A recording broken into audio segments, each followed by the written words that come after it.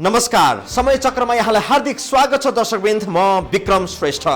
एउटा गरिब देश समृद्ध हुनका लागि 20 वर्षको समय नै काफी हुन्छ। चीन र दक्षिण कोरियाको उदाहरणबाट नै यो दाबी सिद्ध हुन्छ। समृद्धिको भाषण गरेर, गफ गरेर, आम सभा गरेर प्राप्त हुन्न।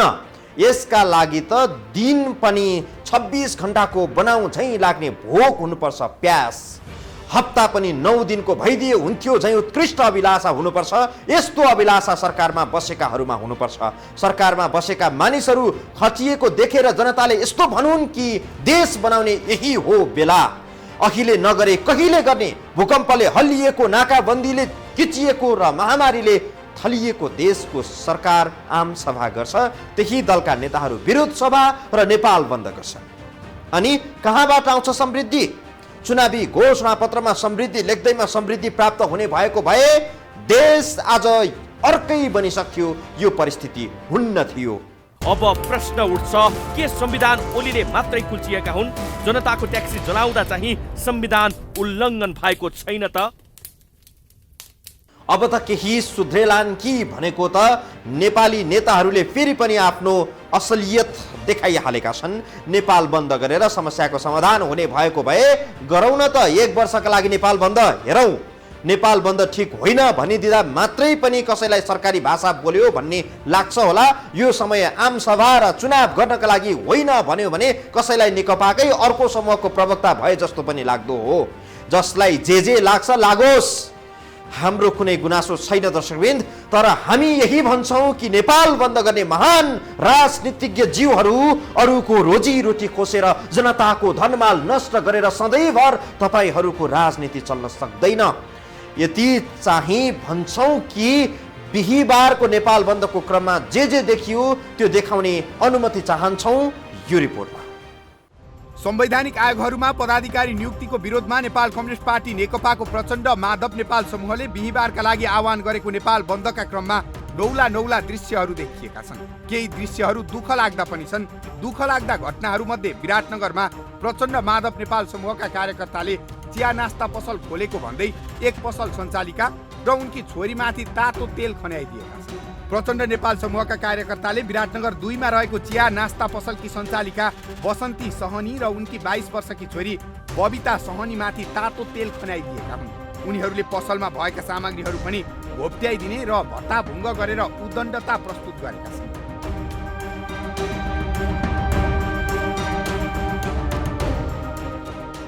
नेपाली जनताले आफ्नो संयम, धैर्य, विवेक र जिम्मेवारी बोधको प्रदर्शन गरेका छन् र गर्छन्।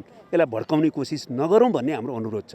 विराटनगरमा बन्दकर्ताहरूले समोसा पकाउने माथि तातो तेल खन्याए पनि काठमाडौँमा भने उनीहरू आफैले सडकमै दाल भात पकाएर खाएका छन्। क्याटरिङबाट भाँडाकुँडा ल्याएर कोटेश्वरको सडकमा पकाएको खाना 400-500 कार्यकर्ताले खाए। सडकमै खाना पकाएर खाने कार्यबाट के सन्देश दिन खोजिएको हो भन्ने चाहिँ खासै खुलेको छैन। यद्यपि प्रचण्ड नेपाल समूहले सरकार अरूको कब्जामा भए पनि सडक आफूहरूको कब्जामा रहेको सन्देश दिन खोजेको हुन सक्छ। नाकाबन्दी र लकडाउनका बेला विभिन्न सामाजिक संस्था र अभियन्ताहरूले दिन दुखीका लागि सार्वजनिक स्थानमै खाना पकाएर निःशुल्क भोजनको व्यवस्था गर्थे। तर बन्दकर्ताहरूको कोटेश्वरको दाल भात दिन दुखीका लागि थिएन।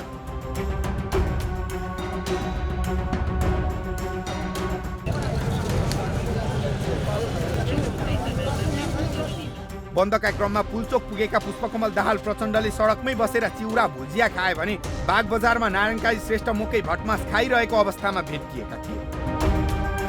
कतै कतै बन्द सफल पार्न केही रचनात्मक कार्य पनि भएका छन्। बन्दको पक्षमा सडकमा उत्रिएका समूहका सदस्यले रामेछापमा सडक सफा गरिरहेको दृश्य पनि देखियो। काठमाडौँका सडक चोकहरूमा प्रचण्ड नेपाल समूहका शीर्ष नेताहरू पुग्दा कार्यकर्ताहरूको केही भिड लागेको थियो। उनीहरू पुग्दा प्रहरीहरूले नै सवारी साधनमा प्रवेश रोक लगाइदिएका थिए। दिनभरको बन्दका क्रममा कतै पनि प्रचण्ड ओली पक्षका कार्यकर्ताबीच हानाहान भएको देखिएन। तर प्रहरीहरूले हानाहान भइरहेको छ भन्दै सवारी साधन आवतजावतमा रोक लगाइदिएका थिए। जनकपुरमा बन्द गराउँदै हिँडेका पूर्व मन्त्री रामचन्द्र झामाथि प्रहरीले लाठी प्रहार गर्दा टाउको फुटेको छ। यता काठमाडौँमा सडक अवरुद्ध गर्न पुग्दा अष्टलक्ष्मी शाक्य सहितका समूहका नेता कार्यकर्ताहरूलाई प्रहरीले गिरफ्तार गरेको छ। सबैभन्दा रोचक दृश्य त प्रचण्डकै देखियो। आधुनिक हात हतियार बोकेका सशस्त्र प्रहरीको अङ्गरक्षक समूह सहित प्रचण्ड बिहीबारको बन्दमा सडकमा खटिएका थिए। बन्द सफल बनाउन राज्यकै सिपाही सहित सडकमा देखिएका नेताहरूको दृश्य केही नौलो थियो।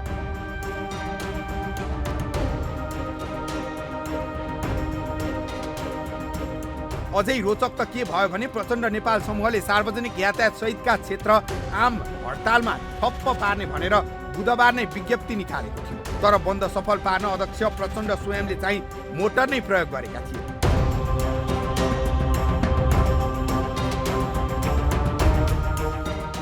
अर्को गाडी चढ्न अलिक भएन, आफैले बन्द गरे, गाडी नै त नचढ्नु, अलिक ठुलो भयो गाडी भन्ने कुरा, अलिक बाइकसम्ममा त हुन्छ भनेर बाइक लिएर अर्को बाइक लिएर हिँड्दै जनताले कति दुःख पाए भनेर रमिता हिँड्दै हिँड्नुभयो। अर्का अध्यक्ष माधव कुमार नेपाल अरूले चलाएको स्कुटरमा देखिएका थिए। बन्दकर्ताले सर्वसाधारणका लागि सवारी साधन सञ्चालनमा रोक लगाइदिएका थिए। सडकमा भात पकाएर खाने इमान्दार कार्यकर्ताहरूले विराटनगरमा समोसा पकाउने होटल सञ्चालकलाई तातो तेल खनाइदिएका छन्। यस्तो अराजकता किन? संवैधानिक आयोगमा एक खाले पदाधिकारी नियुक्त भए, एकले शपथ खुवाए, अरूले खाए। यसमा समोसा पकाउनेको के दोष? शपथ खाने एउटा, खुवाउने अर्को, अनि अपजस किन जनताको थाप्लोमा? थप प्रसङ्ग सहित हामी जोडिनेछौँ यो ब्रेकपछि।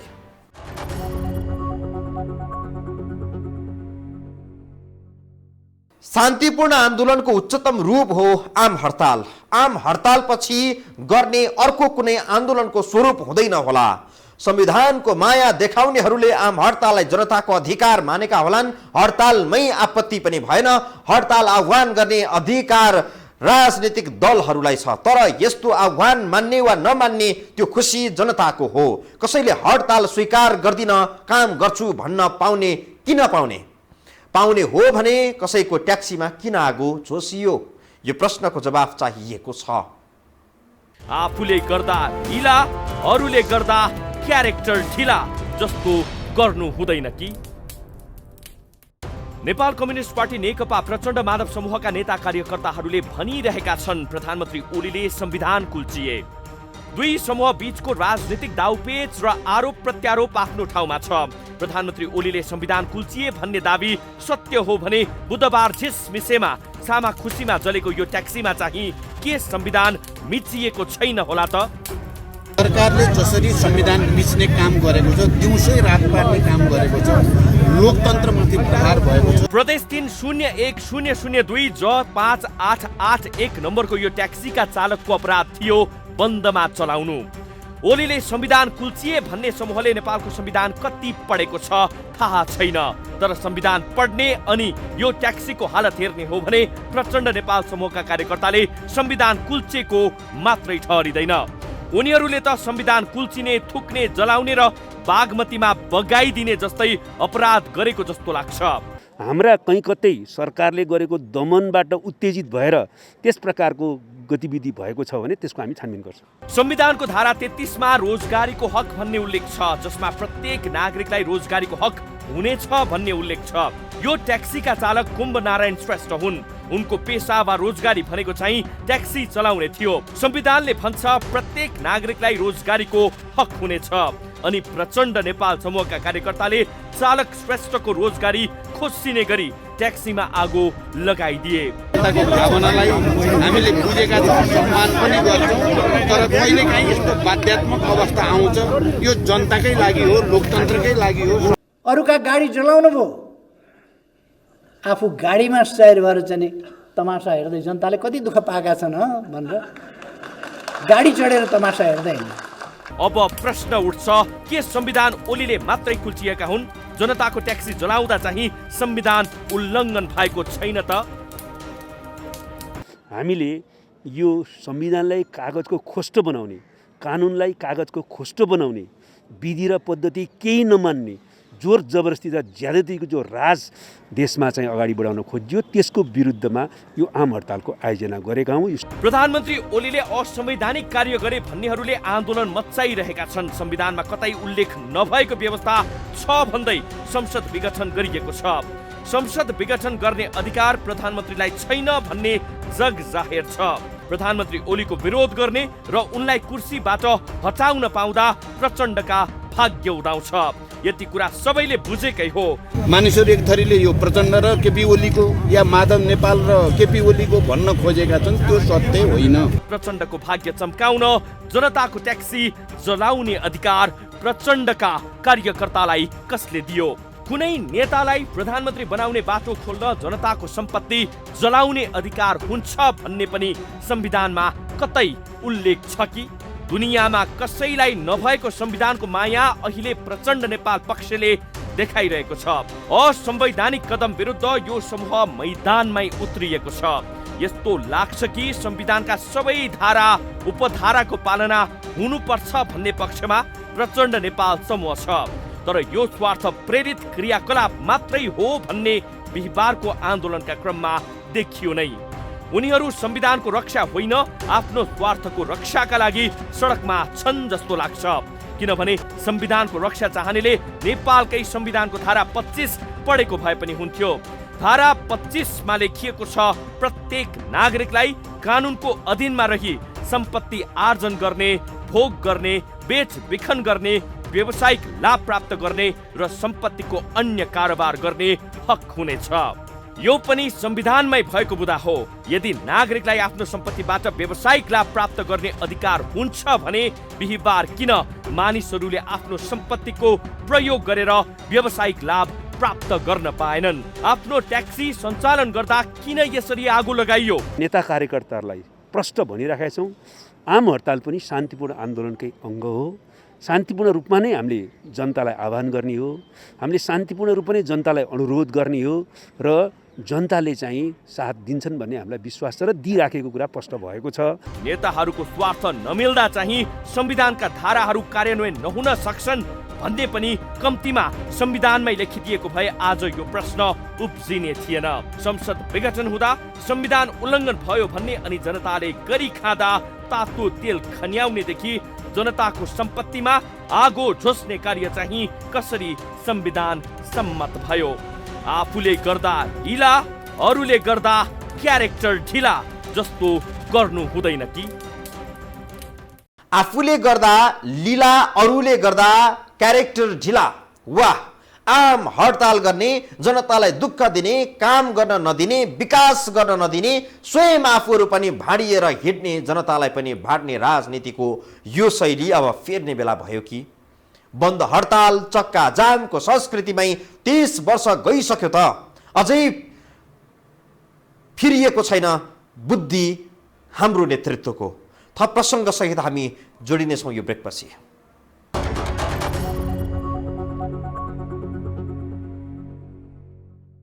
नेपालमा कम्युनिस्ट हौं भन्नेहरू, कम्युनिस्ट पार्टीका मान्छे हौं भन्नेहरूले आफ्नो विचार, आदर्श, सिद्धान्तलाई अरूको भन्दा परिष्कृत र वैज्ञानिक ठान्ने गर्छन्। यस्तो परिष्कृत र वैज्ञानिक विचारधारा अङ्गाल्ने नेताजीहरू र पञ्चायतकालीन राजनीति गर्नेहरूमा खासै फरक त देखिँदैन। पञ्च र कम्युनिस्ट आचरण उस्तै भएपछि नाम चाहिँ किन फरक? यही प्रश्न अहिले प्रचण्ड माधव नेपाल पक्षले ओली पक्षलाई सोधिरहेको छ। हामी चाहिँ यही प्रश्न प्रचण्ड माधव नेपाल पक्षलाई सोध्न चाहन्छौँ। ओली पक्षले गर्ने पञ्च भेला, प्रचण्ड पक्षले गर्ने नेपाल बन्द, भनिदिनुहोस् हामी नेपाली जनता कुन छानौँ? अझै दुःख त के छ भने देशमा यो सबै घटनाक्रमका बीचमा उभिएर अहिले सोध्न मन लागिरहेको छ, नेपाली काङ्ग्रेस भन्ने पनि एउटा पार्टी थियो, त्यो पार्टी अहिले कता छ? हेरौँ यो रिपोर्टमा। अब प्रश्न उठ्छ, के संविधान ओलीले मात्रै कुल्चिएका हुन्? जनताको ट्याक्सी जलाउँदा चाहिँ संविधान उल्लङ्घन भएको छैन त? एक दिन नेपाल बन्द हुँदा नेपालको अर्थतन्त्रमा करिब 10 अर्ब रुपैयाँ बराबरको उत्पादन कारोबार प्रभावित हुन्छ। नेपालको अर्थतन्त्रको आकार 37 खर्ब भएको आधारमा यस्तो आँकडा निकाल्ने गरिन्छ। एक दिन काम नगर्दैमा कोही भोकले त नमर्लान्, तर समग्र अर्थतन्त्रमा यसको नकारात्मक प्रभाव हुन्छ नै। त्यसमाथि यो आर्थिक वर्षमा त आर्थिक वृद्धि दर नै ऋणात्मक हुने बताइएको छ। 4-5 महिनाको लकडाउनले थिलथिलो भएको नेपालको अर्थतन्त्र माथि उठ्ने खास लक्षण देखिएका छैनन्। आर्थिक वर्ष सुरु भएको 7औं महिना चलिरहँदा पुँजीगत खर्च जम्मा 16% मात्रै भइरहेको छ। यस्तो अर्थतन्त्र भएको देशका राजनीतिज्ञहरू अहिले यस्तो आन्दोलनमा लागिरहेका छन्।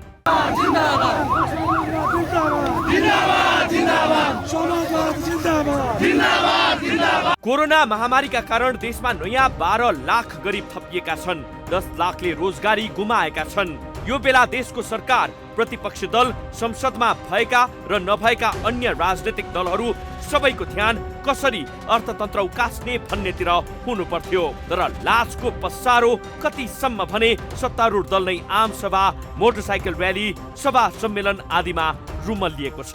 सत्ता खोज्ने असफल प्रयासबाट घाइते भएका अन्य नेताहरूको चर्चा गर्नु खासै औचित्यपूर्ण नहोला। देशको हालत यस्तो भइरहँदा सत्तारूढ दल जिम्मेवार भएन भन्ने कुरामा अब कुनै संशय बाँकी छैन, किनभने उनीहरू आफै आन्दोलन प्रदर्शन गरिरहेका छन्।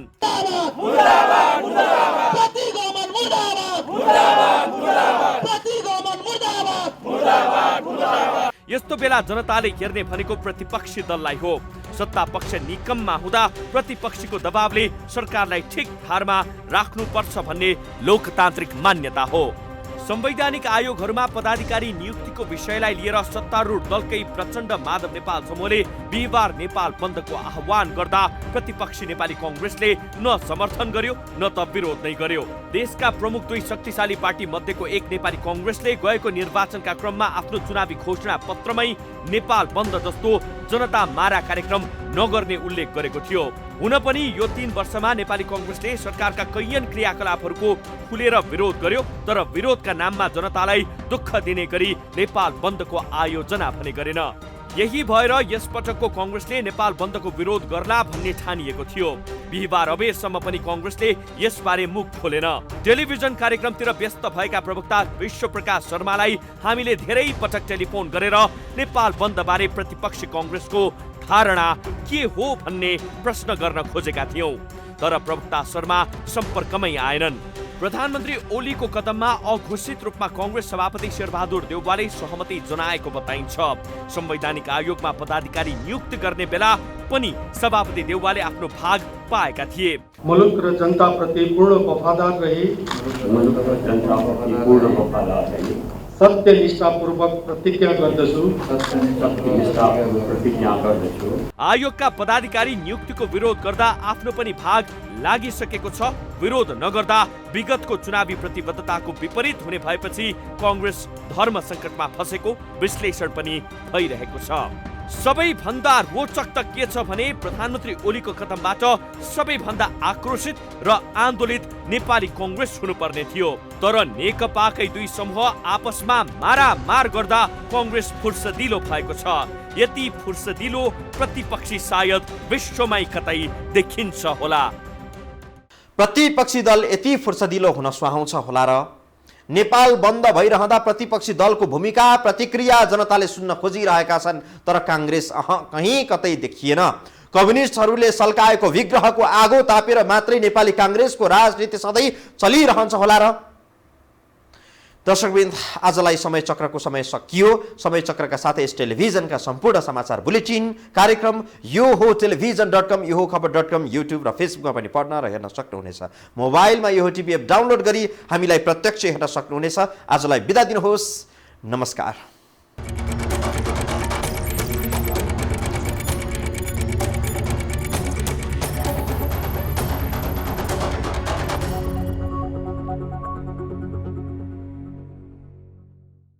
समय चक्रको साथमा नेपाल टेलिकमको 4G नै पर्फेक्ट छ। नेपाल टेलिकम, राष्ट्रको सञ्चार। औरा सेफ सर्जिकल मास्क